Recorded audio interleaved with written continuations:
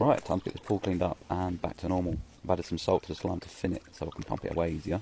Some guys got too excited and threw slime outside of the pool, so we're getting that jet washed. The next day the pool's ready to be drained and we're going to clean up the surround properly, spray down some cleaner and then jet wash it. The pool's almost empty then, the last little bits are being sucked away and I'm jet washing it down as it goes.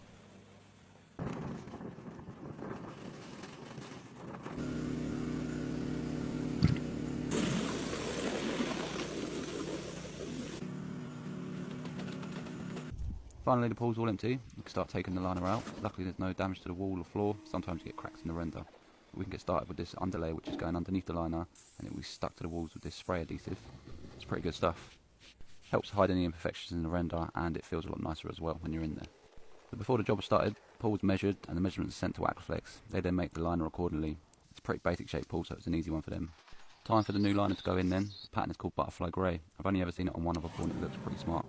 Once it's all hooked into the liner lock, we turn on the vacuum on the side, suck it back to the shape of the pool, dump a load of water in, cut all the fittings in, dump some more water in, and that's that job done. Gone from a leaking slimy red pool to a nice new pool.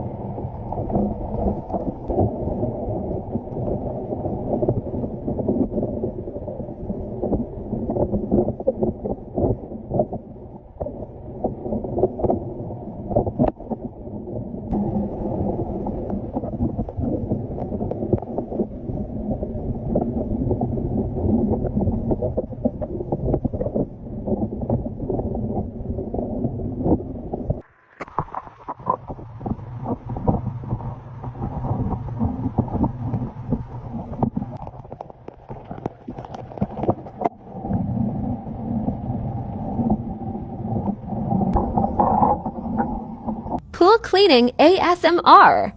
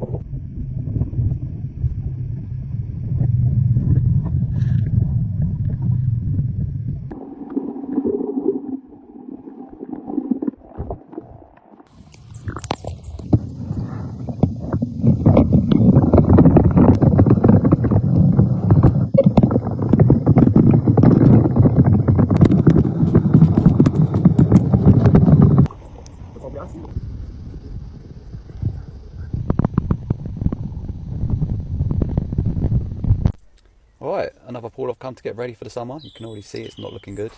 I'm going to take the winter debris cover off and see how it's looking underneath. We've got green froth floating on the top. The dog's not very impressed with the pool. Go to the plant room, put all the bungs back on the equipment, prime the pump, get that all running. Get the net out, net off all the bits floating on the top, all the leaves. Then get some shock, this is going to kill off all the algae. Brush the whole pool, disturbing all the algae off the surfaces. Come back a few days later and this is how we're looking. It's nice and clear, so I'm going to get the vac jet out, prime the pump, and start hoovering. It's all coming out really well. Getting them last little bits, and that's job done.